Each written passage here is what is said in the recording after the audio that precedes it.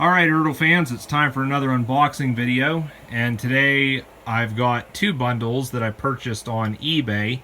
I'm still waiting for the large bundle that I purchased from the UK. I guess that's not scheduled for delivery till next week. But I'm probably going to split this video up into two parts just because I'm going to have a lot to cover here, and hopefully by the time I get all that done, the UK bundle has arrived. But as most of you may know, I've been collecting ERTL for the past few years. Had it in my childhood. Unfortunately, don't have any of those models anymore. So I've been trying to collect the range again and pretty much got everything. But you'll know that I've also recently started doing customs where I take models that basically look like this and turn them into something that is far nicer to look at. Okay, I'm going to set this box aside and show the first bundle that I purchased. And I want to apologize if you hear a fan in the background. We're experiencing some high temperature days right now. I guess tomorrow it's supposed to be up in the 90s. And to say this weather is miserable would be an understatement. But stick around because I'm going to have some stuff to give away here. And I'm sure some of you will be interested in getting your hands on some of this stuff. But go ahead and get things unboxed here and see what we got.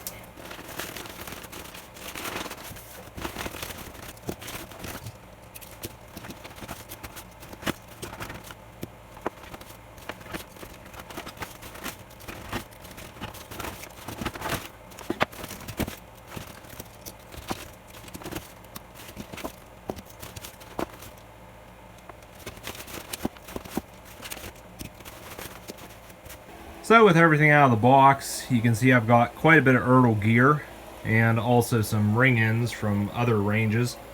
But quite a few engine characters in this bundle.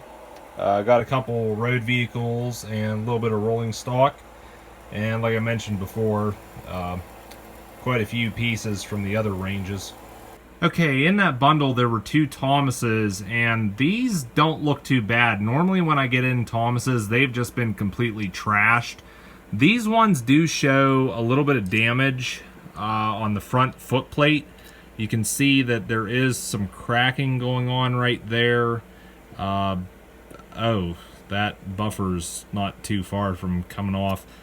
Thomas, have you been smashing through any brick walls recently? But, yeah, paint looks good, stickers look good. I mean, you know, you got a couple scratches here and there, but like I said, these aren't completely trashed like some of the ones I've seen. And you can see just right there, there's cracks starting on the front foot plate. So, I mean, overall, you know, they're not too bad, but they definitely have seen better days. Next in that bundle was two Percys, and I've said this many times before. Percy is the most common ERTL that I get in. It never fails. If I get a bundle, normally there's always a Percy there, and in this case there's two of them. These ones, they don't look too bad. They still got the gloss on the paint, and the paint itself, there's not a lot of chipping going on. Stickers have definitely seen better days, especially the buffer stickers. Those are almost gone on both, but nothing broken on these, nothing missing. Again, just the most common ERTL that I seem to get in has to be Percy. Well, the next one we'll look at is James, and as you can see, a little bit of paint chipping, some sticker wear, but it's all here. The model looks pretty good, and actually looking at James, once again, I'm taken back by how beautiful the ERTL line was. ERTL was always dedicated into making the characters look exactly like what you saw in the show. Most of the time, there are a few exceptions. But I'm pretty sure there's quite a few James fans watching this right now, looking at this model, and they like what they see. And, I mean, again, it's a shame ERTL packed it in, close to 20 years ago now. Well, if you're a Henry fan, you're going to get really excited about what's on screen at the moment. And this Henry, it's in played with condition like the others. Doesn't look too bad. I do notice when it comes around here, you'll see there is a little bit of damage on the back of the tender. Mainly these corners here, you can see they're kind of bent inwards, probably due to some heavy play. And I've actually seen this a couple times on ERTL Henrys. I'll just reach up the back of the workbench here to one of my projects I'm working on. But this Henry actually had the same damage on the back of the tender, and with a little bit of heat and carefully with a pair of pliers, I was able to straighten these out again. That is something to keep in mind if you do come across a Henry that has that kind of damage, but keep in mind that you may ruin the paint work if you're trying to preserve that. But this would be the post-rebuild Henry, if I'm correct, because he doesn't have his wheel arches. This would have been after the Flying Kipper. Kind of odd they even gave him those wheel arches back, considering he pretty much doesn't need them. The next one up is Gordon, and you can see this model has had quite a bit of play, but it's all still here. And I remember the one I had as a child, mine was so heavily played with that there was no paint left on it. And I even had both couplers snapped off, and I think it was missing even 1 or 2 buffers. But this model, you know, it's all still here. I do notice the cab sticker is a little bit crooked, but I really do like the way ERTL did Gordon. The one thing that bothers me, though, is when they did their model of Flying Scotsman, they basically reused the Gordon casting, and they didn't make any changes. And I actually have the Flying Scotsman here. You can see that it's basically just a simple repaint of Gordon, nothing else. They didn't make any alterations to the face, and a lot of people complained they only gave Flying Scotsman 1 tender here, and it's not even the correct corridor tender. I kind of rectified that problem and hacked a tender off another played with Flying Scotsman, but in a way it still leaves a lot to be desired. Definitely not one of ERTL's best models, but back to Gordon though. You can see again this model does look really nice, and even in the played with condition, there's not a lot wrong with this. So in that bundle there was a Douglas, but Donald appears to be MIA, and this Douglas doesn't look too bad other than the front coupler's been damaged, and I would not try to straighten that because I'm sure it would just snap off if I did. But other than that, this model looks almost pristine, aside from a couple paint chips. Really, if I had just a running plate to swap out on this model, it'd look good again. And for those of you that keep up with the ERTL customs I've been doing, you'll know I've been working on Railway Series models of Donald and Douglas. I do have Donald finished, but Douglas, on the other hand, I've still got pinstriping and decaling to do on him. I was looking over the models I hadn't shown yet, and I noticed I accidentally skipped over Toby here, so we'll look at him next. And this model looks good. A little bit of paint chipping going on, some sticker wear. One of the stickers on the back is actually missing. But I know that these Tobys, one problem they seem to have is the roofs tend to come off, and I've seen numerous cases where the roofs are missing. I know one of the ones I had as a child, the roof actually came off of that, and surprisingly I never lost the thing. But something interesting with Toby is, say you break the back coupler on this, on the buffer beam, all you got to do is tear the model apart and turn the buffer beam around, and you'll have a coupler on the back again. I actually did that with one of the ones I had as a kid. And, you're not going to have a front coupler, but at least Toby will be able to pull things again. The next one we'll look at is Duck, and I know there's quite a few Thomas fans out there that would regard Duck as a favorite. And this is another case where ERTL excelled and just captured the look of the character so perfectly. And this model, it's got a couple chips. You'll see when the front comes around here, there's apparently a misprint with the face. The one eye looks to be down more than the other. But a really nice looking model here, and it's just a shame that we don't get good looking die-cast characters like this anymore. I really felt like we were onto something with Adventures years back, but that range was so short-lived. Since I showed Duck, I think we'll look at Oliver next. And when it comes to the ERTL range, Oliver is one of the more popular characters that I've found, and I've seen a lot of cases where fans will leave comments on my ERTL videos that they really like the look of the ERTL Oliver, and it's just another case where ERTL excelled in capturing the look of the character. One thing I noticed with this model, aside from the paint chips, is if I just bring up the back of it here, you'll notice some of the paint's missing there. And I do notice a small crack starting on the coupler here. I believe that can be saved with super glue, but unfortunately it's one of those deals, once this coupler goes, you kind of lose any ability for Oliver to pull anything. But again, a very nice looking rendition of Oliver. Definitely one I regard as a favorite. Along with Oliver in that bundle, there was also a Toad, but this model's got quite a few problems aside from it's been played with quite a bit. And the biggest issue is the coupler on the back is broken. And you can see that the little pin that's supposed to be there, it is just completely snapped off. And apparently this coupler was put through some stress before that happened. But unfortunately, once that pin's gone, it pretty much renders this piece of rolling stock unusable because you can't couple it to anything. I have found a way to replace this pin with brad nails, but I don't really think it's the best solution. There's also a buffer missing on this, which is a little disappointing, but the roof is scratched quite a bit. There's a lot of dings and everything. Toad's face has a nice chip there under the eye. Like I said, unfortunately, being the coupler is broken, really the only thing I can do at this point is just relegate this model to my parts bin. To finish up on the Great Western theme we've got going on, we'll look at the City of Truro that came in that bundle, and this is another model that's been played with quite a bit. A lot of paint chipping going on. Looks like there possibly was some custom paint work on this, and the front coupler's apparently been put through some stress at one time or another. But it's all here, still has all the wheels. Sometimes these will break off, but I will go ahead and bring in the one from my collection, and believe it or not, this is practically mint. I got it in a bundle of used ERTLs, which were, some of them were almost trash, and it amazed me that this City of Truro was in such good condition compared to everything else. But really nice rendition of City of Truro with this ERTL model.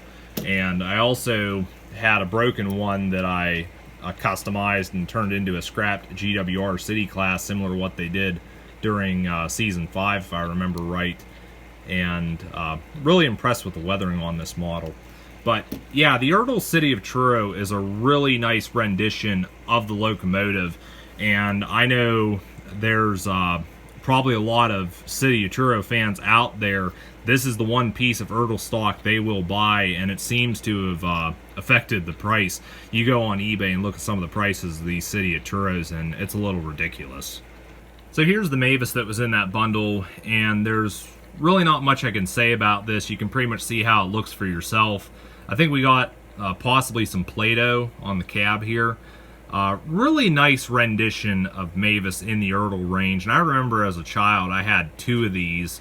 The first one I think was my brother's, and it was really played with. There was a lot of paint missing from it, I think, other than the back and maybe a little on the front here. All the paint was pretty much gone, and I was really excited the year I went to the annual toy show that the fire department held, because they sold ERTLs there, and that year I actually got myself a new Mavis that looked really nice, and I was so happy. But yeah, again, another good rendition by ERTL. Now this is one of the more interesting things that was in that bundle, and I know some of you are probably thinking to yourselves, it's ERTL Bill and Pen, what exactly is so special about these? But the funny thing is, one of these models has some major cosmetic issues, and we'll just see it here. Apparently someone has scribbled on Bill with either magic marker or possibly crayon, and a friend of mine actually refers to this as Graffiti Bill, and I don't think he's wrong in saying that. Apparently we got some vandals running around Sodor at the moment. But Ben, on the other hand, he's got quite a bit of chipping going on with him, and really neither one of these models is pleasing to the eye. Condition's everything, and considering how these look, I'm actually thinking about possibly using these for a custom I have in mind. It'd be a great way to make these models look a little more eye-catching and bring some new life to them.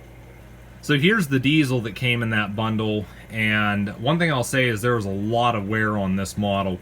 A lot of paint chipping going on all over. The black along the running plate here has been chipping off over time, and looks like we got a little bit of damage to the one side rod there.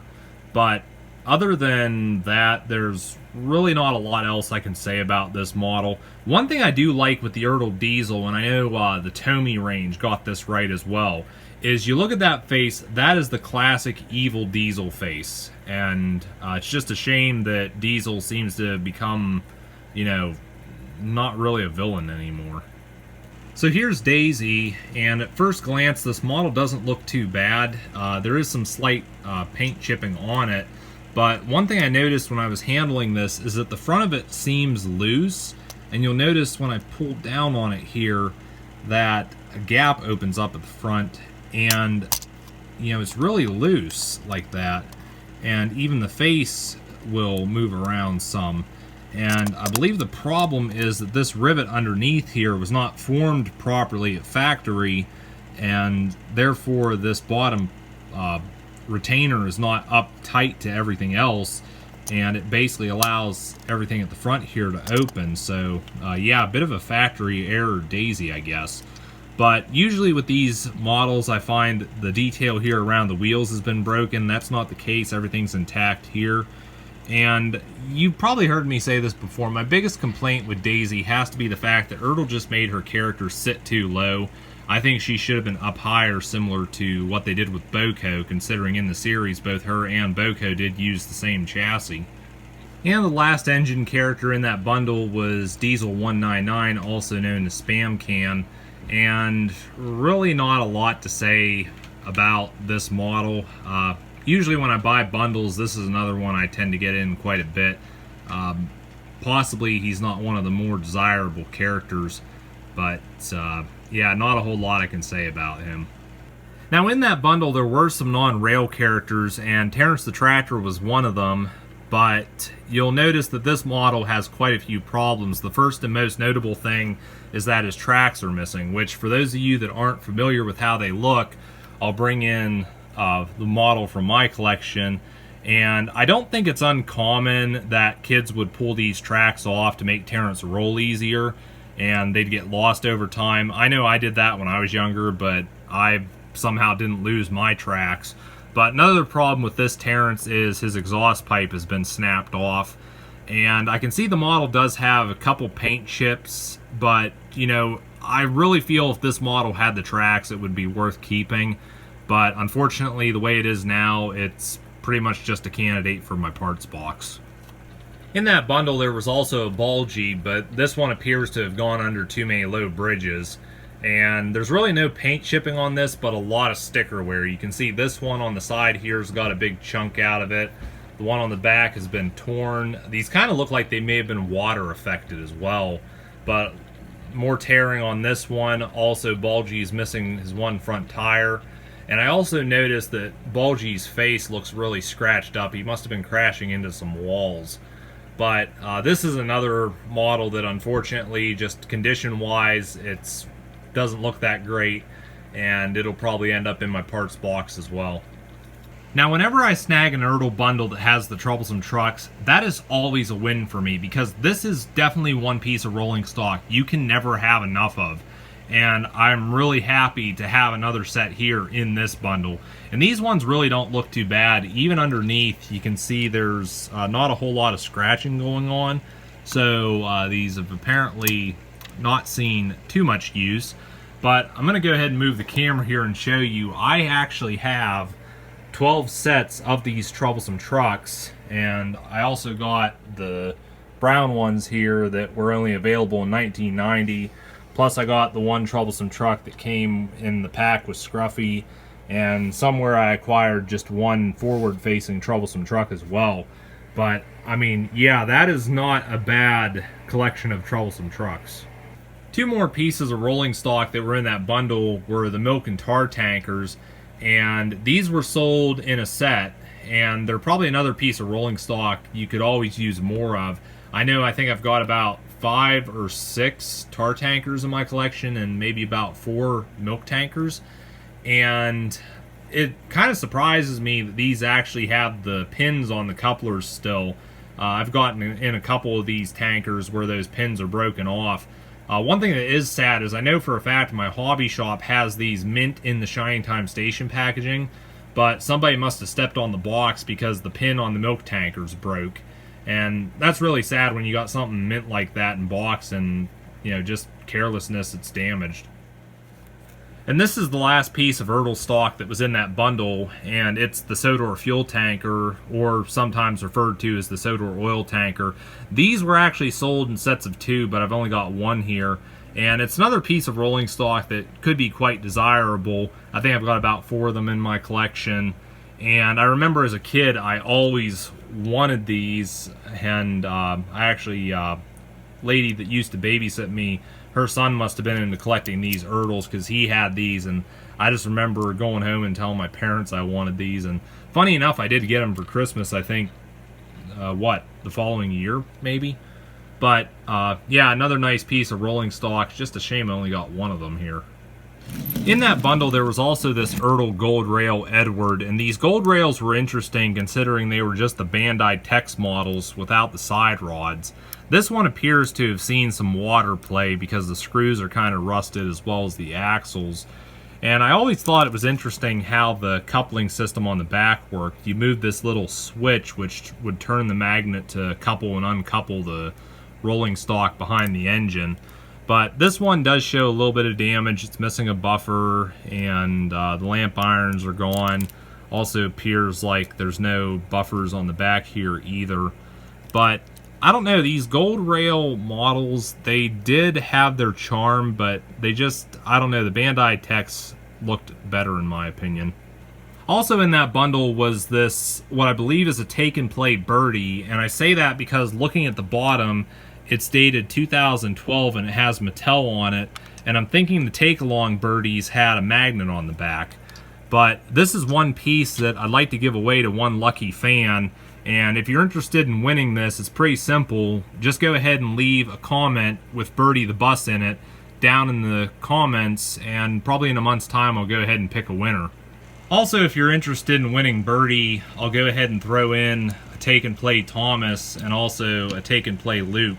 I got these in with some other bundles that I purchased, but I just don't have a use for these, and I'd rather see them go to a good home.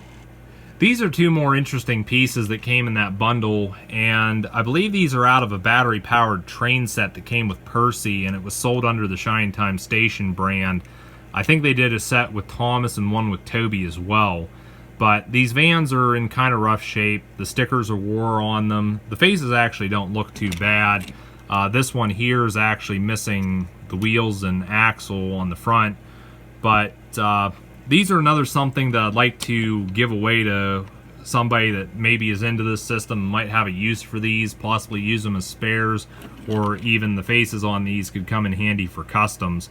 But if you're interested in winning these, it's pretty simple. Just go ahead and leave a comment saying Troublesome Vans, and a month after this video is uploaded, I'll go ahead and select a winner to send these out to. There was also this railway crossing sign in that bundle, and I'm thinking this is from the Thomas Wooden Railway line because on the bottom here, I think it's abbreviated, but I believe this says copyright Britt Alcroft Thomas Limited 1994. Maybe the Wooden Railway guys can inform me whether or not this is a Wooden Railway piece. Now this has to be the jewel in the crown for me because in that bundle was this miniature Emily, and I have no idea what this is because there's no identifying marks on it, and the only thing I was able to find is on the back of the tender it says copyright Ghislaine, but there's no date or manufacturer stamp, and this is all plastic. The wheels don't move or anything, but it is a really nicely small little detailed version of Emily. And maybe my viewers can tell me exactly what this Emily is, where it comes from, what it goes to. Again, just a really nice little piece. So these are the last 2 pieces that came in that bundle. And this, I don't think, is anything more than a small ticket stand from something else. It appears to be made of resin, and it does have quite a bit of damage on it. But this piece here I'm a bit intrigued by because I'm not sure what it is or if it's even a Thomas item. There's nothing on it to identify anything other than a code right here. It looks like 4061-9398, but that's the only thing I can find on this. Almost looks like a train track built atop of a house. I was kind of thinking this was part of a playset for the ERTL Gold Rail line. However, looking at the quality of the stickers starts to make me wonder if maybe we're dealing with just a generic piece. I'm probably going to need the audience's help to figure this out. So there's one more look at the bundle that I recently scored. I paid $46 for everything here, which that probably isn't too bad, but it was a little more than I wanted to pay. Unfortunately, everyone started dropping bids during the last 5 minutes of the auction. But overall, I'm quite pleased with what I got. And I think that'll do it for part 1. We'll pick up in part 2 unboxing this next bundle, so be sure to stay tuned, because I'm sure you're not going to want to miss it.